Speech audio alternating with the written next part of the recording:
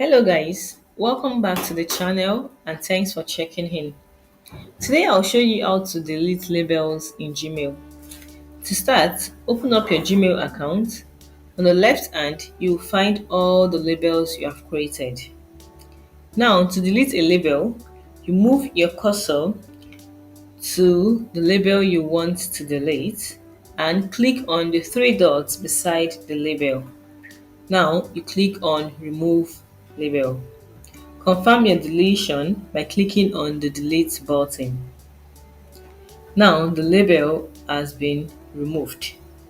You can also delete a label that has sub-labels or nested labels.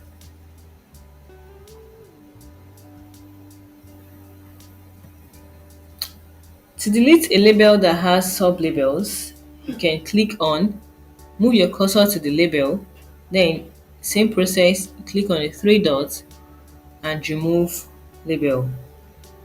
But take note that the sub-labels would also be removed or deleted with the parent label. So you go on and click on delete. And that is guys, that's how you can easily delete labels in Gmail. Thanks for watching the video guys.